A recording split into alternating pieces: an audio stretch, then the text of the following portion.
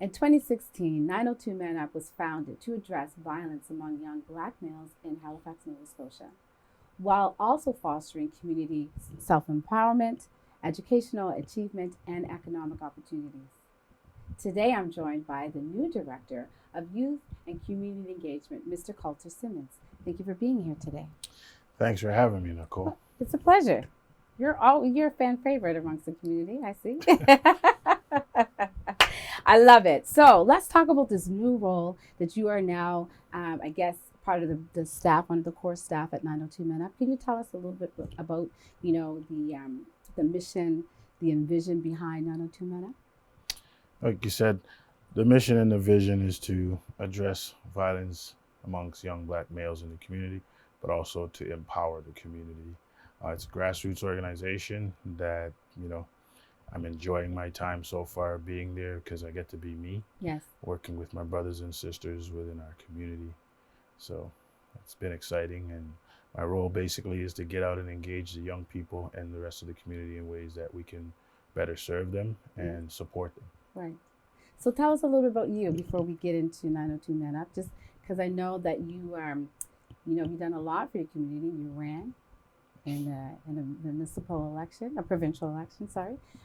So tell us a little bit about that, because that to me leads into, what you have, a heart for a community, if you don't mind. Okay.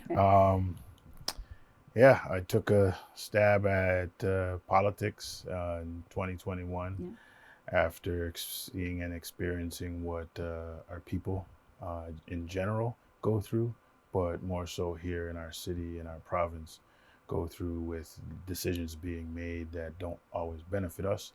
So, after being a little bit of, recruited by the different parties, I decided that I was gonna run last minute, and it's been a learning thing for me.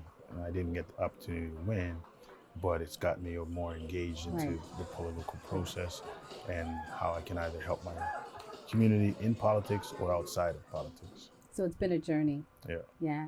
And I think you've also taken your community along with that journey as well. Absolutely. Yeah.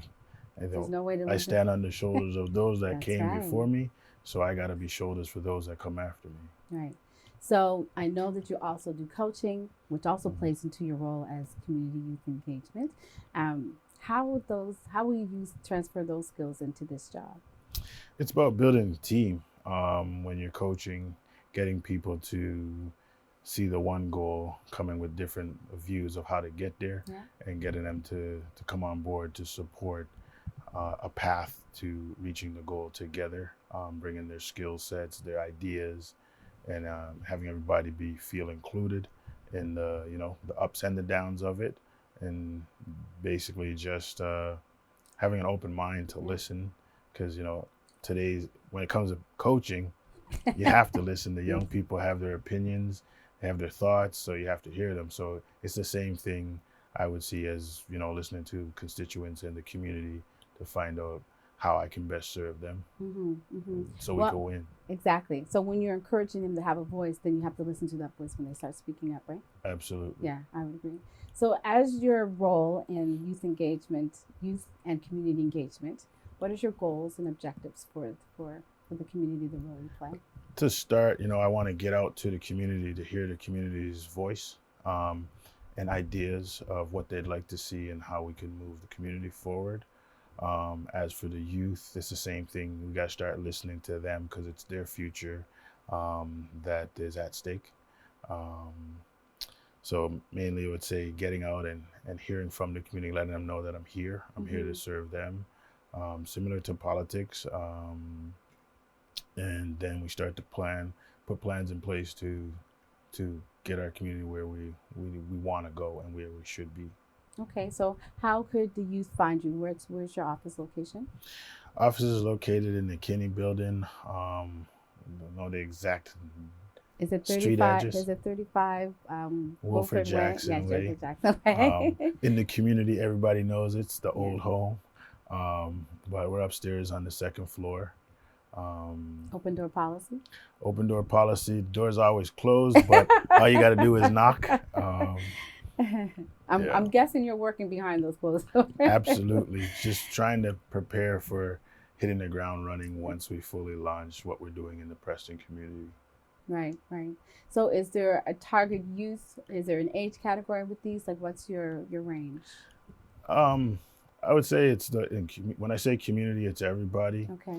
When I say youth, we want to look at young people and where we need to help to get them on the path of becoming adults. Yes. So whether it's employment, whether it's supporting them for their academics, or just some of their ideas that they want to see to make a pathway for their future. That's what I would say. So I would say for the youth, it's mainly the junior high school, Mm-hmm. but overall, it's community. Anybody can come in and talk to us, and we'll find a way to support them. Right, right. So I know you mentioned academics and sports. So in terms of any of the youth that may have running with the law, how do you guys support those goals?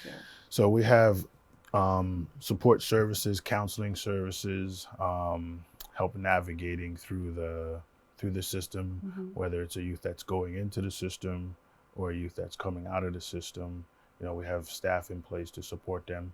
The big thing we have going on now in across the country is homelessness, and I'm Yeah. pretty sure you've seen The a lot. shelters, the transition homes, Yep. centers. Sorry. You've seen a lot of that where 902 Man Up are stepping up to fill that void and doing things that, as we always do as a people, step in and get the job done.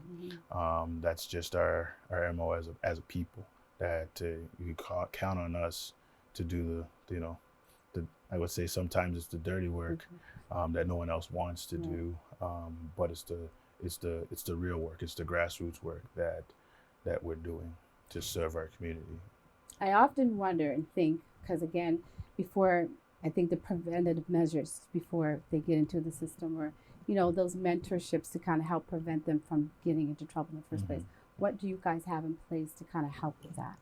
So Saturdays we have like a group where young men can come and just talk and get to know our staff. Though sometimes we're not always there on Saturdays, all of our staff, but there's a few of us that step up, just talking about the issues that are going on in society and being a sounding board for the young people, and then hearing what they're talking about, and just coming back the next day on our Thursday meetings, or the next week in our Thursday meetings, and kind of thinking about, okay, this is what I heard.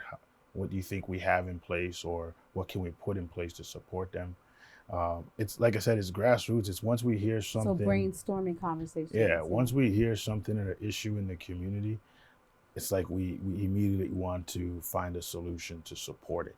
Okay. And we're growing. We're working out some things, but as a person who's worked in many different organizations, provincially, federally, as community nonprofits as well, I feel like everything happens for a reason, and I'm at the right place at the right time to do the work that needs to be done.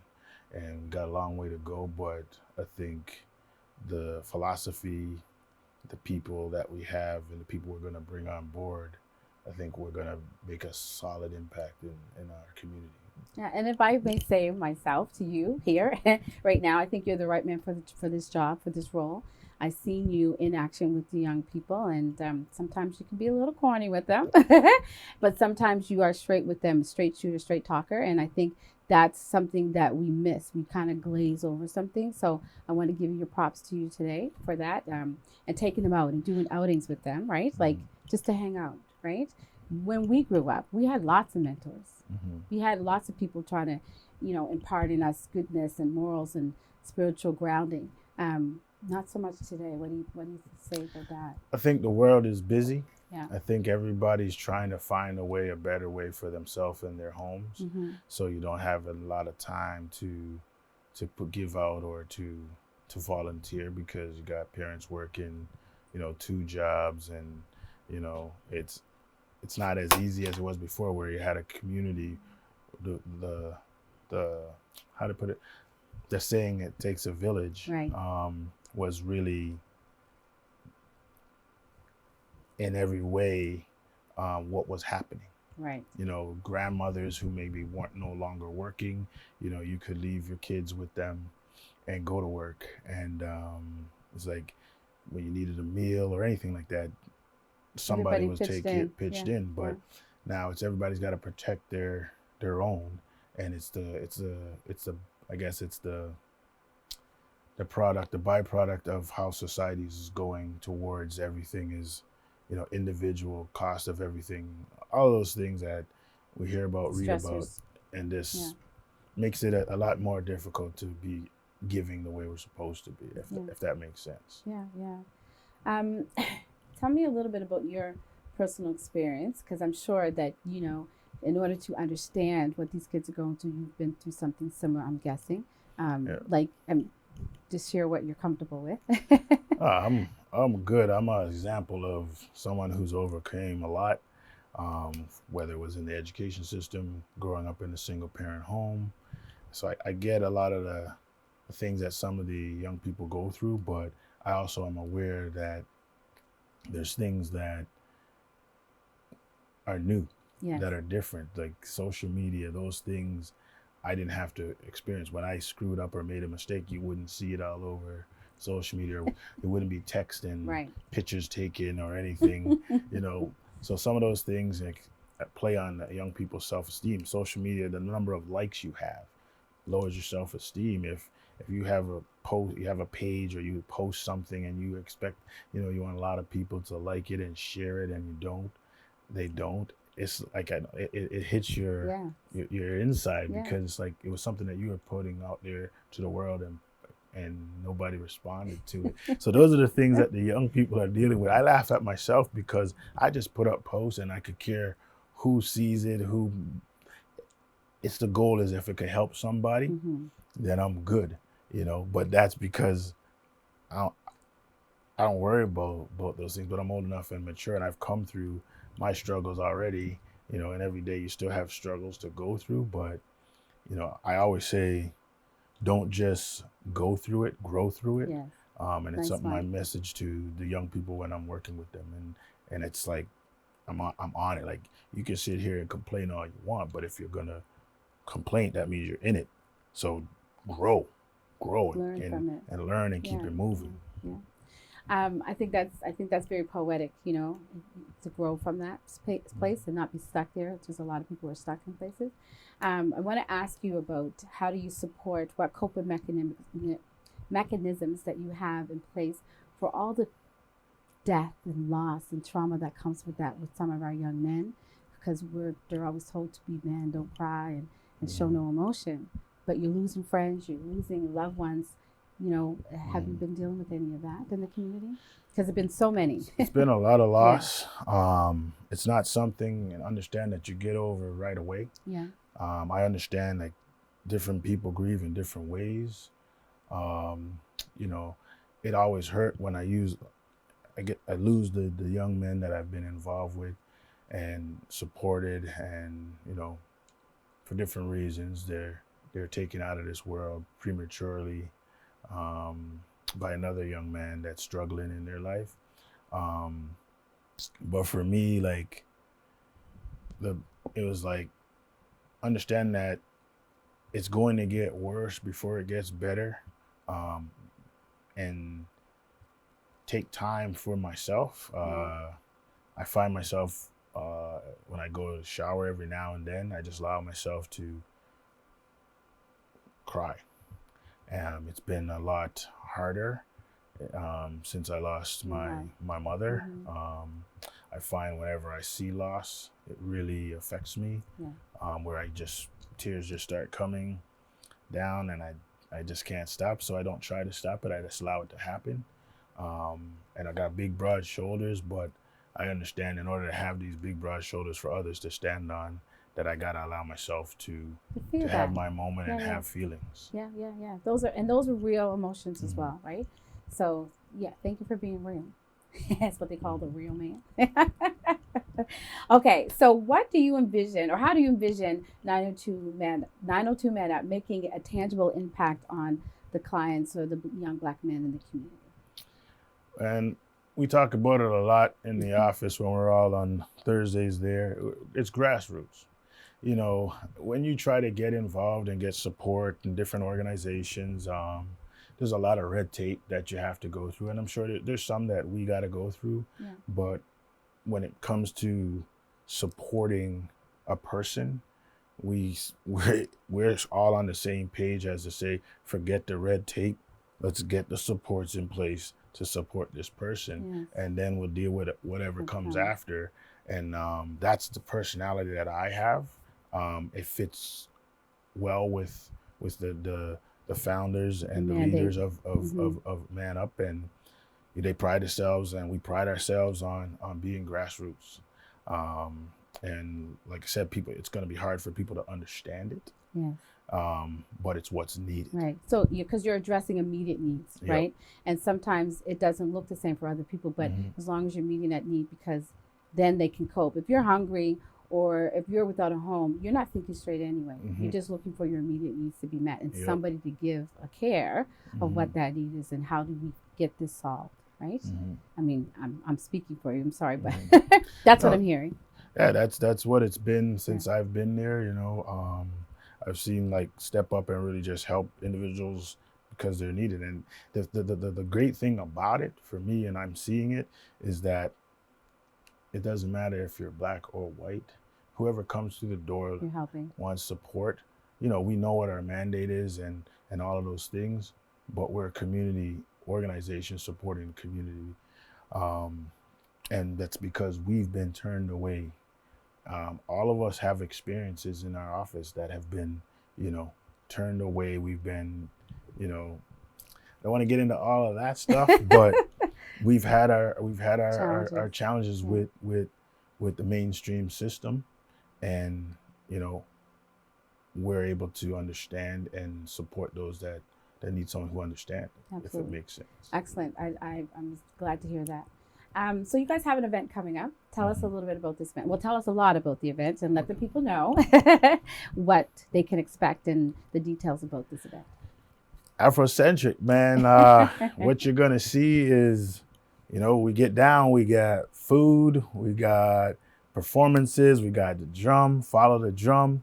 Our community needs to get back to that. That's what brought us this far here in the drum, through the trees. That's how we got through, the Underground Railroad and all of that type of stuff, the history. Our date is, it's actually tomorrow evening, 6 o'clock, the North Branch Library, in the center of the community of the city. We got speakers, keynote, Corey Wright. Good food. Great food from Opus. Yes. We got Jude Clay coming down from Truro, Nova Scotia. Nice.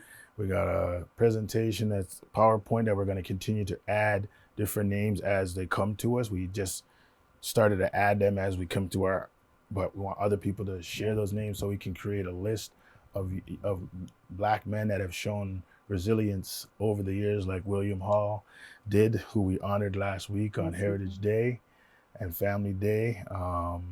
It's going to be a good time. I hope to see a lot of people come out. Tell them. Look at your camera and tell them. I hope to see everybody come out. It's going to be a good time for all of the community from North and East Preston, Cherrybrook, Lake Loon, Uniac Square, Mulgrave Park, the pubs. You guys already know. Come on out. Support.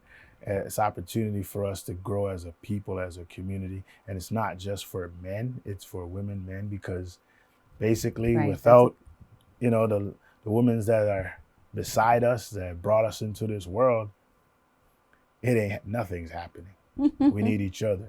That's awesome. That's and I'm glad that you mentioned that it's not just for the men, like it's 902 Men Up, but you're encouraging the families to come and support this, because I think it's important to support, Black-led events that are for our community. This is why we're putting them on, right? Absolutely. Yeah.